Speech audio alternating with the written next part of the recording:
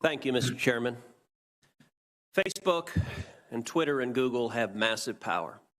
They have a monopoly on public discourse in the online arena.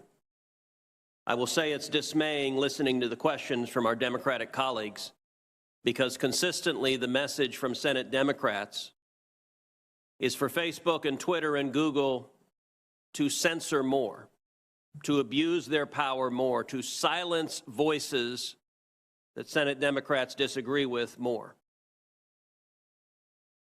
That is very dangerous if we want to maintain a free and fair democracy, if we want to maintain free speech. There was a time when Democrats embraced and defended the principles of free speech. There was a time when Democrats embraced and defended the principles of a free press.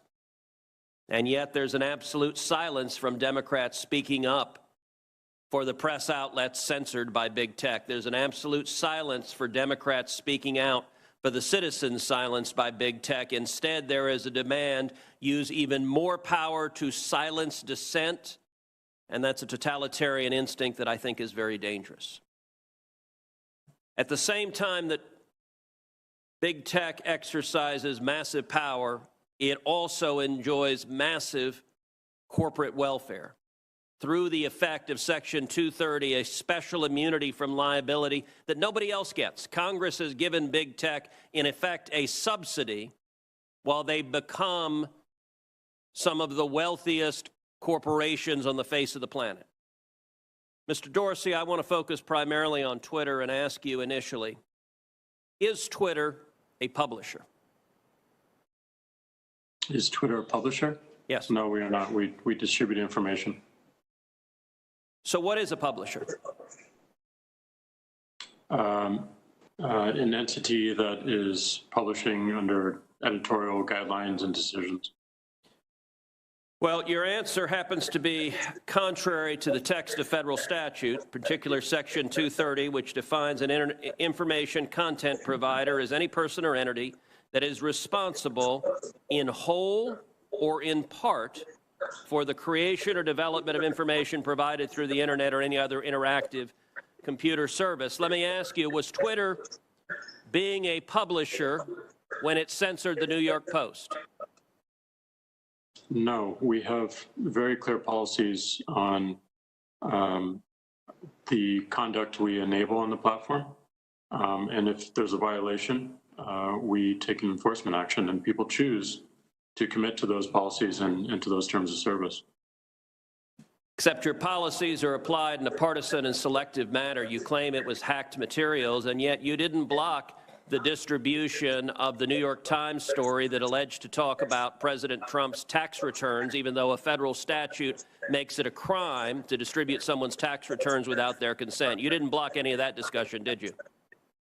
Our policy was focused on distribution of the actual hacked materials. Did you block the discussion of the president's tax return material? And in the New York Times case, we interpret it as reporting about the hacked materials. Did you block Edward Snowden when he illegally released material? I don't have the answer to that. The answer is no. You haven't used this in a selective manner.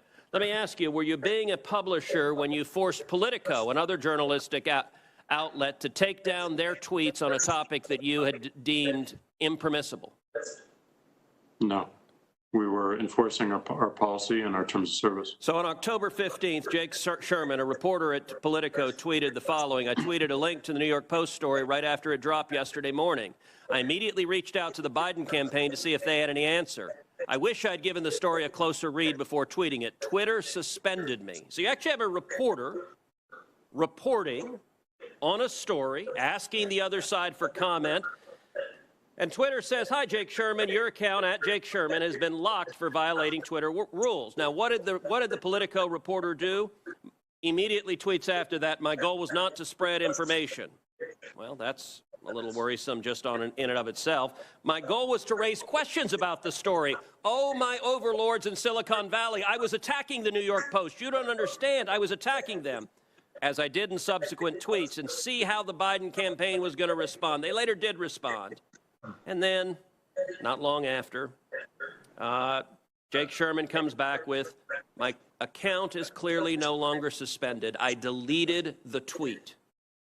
When Twitter is editing and censoring and silencing, the New York Post, the newspaper with the fourth highest circulation in the country, and Politico, one of the leading newspapers in the country, is Twitter behaving as a publisher when it's deciding what stories reporters are allowed to write and publish and what stories they're not? No, and that account was not suspended. It fell afoul of the hacked materials policy. We realized that there was an error in that policy and the enforcement. Hold on, I'm literally looking at the tweet from Twitter that says your account has been locked. You're telling me that this is not an accurate... That's a lock and can be unlocked when you delete the... I understand that you have the star chamber power. Your answer is always, well, once we silence you, we can choose to allow you to speak. But you are engaged in publishing decisions. Let me shift to a different topic. Mr. Dorsey, does voter fraud exist? I don't know for certain. Are you an expert in voter fraud? No, I'm not. Well, why then is Twitter right now putting purported warnings on virtually any statement about voter fraud? We're simply linking to a broader conversation so that people have more information. No, you're not. You put up a page that says, quote, voter fraud of any kind is exceedingly rare in the United States. That's not linking to a broader conversation. That's taking a disputed policy position, and you're a publisher when you're doing that. You're entitled to take a policy position, but you don't get to pretend you're not a publisher and get a special benefit under Section 230 as a result. That link is pointing to a broader conversation with tweets from publishers and people all around the country. Mr. Dorsey, would the following statement violate Twitter's policies? Quote, absentee ballots remain the largest source of potential voter fraud. I imagine that we would label it so that people can have more context and read through. How about this quote? Quote, third-party organizations, candidates, and political activists voter fraud is particularly possible where, quote, third-party organizations, candidates, and political party activists are involved in, quote, handling absentee ballots. Would you flag that as potentially misleading? I don't know the specifics of how we might enforce that, but I imagine a lot of these would have a label pointing people to a bigger conversation. Well, you're right. You would label them because you've taken the political position right now that voter fraud doesn't exist. I would note both of those quotes come from the Carter-Baker Commission on Federal Election Reform. That is Democratic President Jimmy Carter and former Secretary of State James Baker. And Twitter's position is essentially voter fraud does not exist. Are you aware that just 2 weeks ago in the state of Texas, a woman was charged with 134 counts of election fraud? Are you aware of that? I'm not aware of that. If I tweeted that statement with a link to the indictment, would you put a warning on it that says, well, the Democratic Party position right now is voter fraud doesn't exist? I don't think it's useful to get into hypotheticals, but I don't believe so. You don't believe so? Well, we're going to test that because I'm going to tweet that and we'll see what you put on it. All right. Yesterday, Mr. Dorsey, you and I spent a considerable amount of time on the phone, and you said that you wanted to embrace transparency. So I want to ask you, I have asked Twitter, I've asked Facebook multiple times, how many times have you blocked Republican candidates for office, their tweets or their posts in 2016, in 2018, and 2020?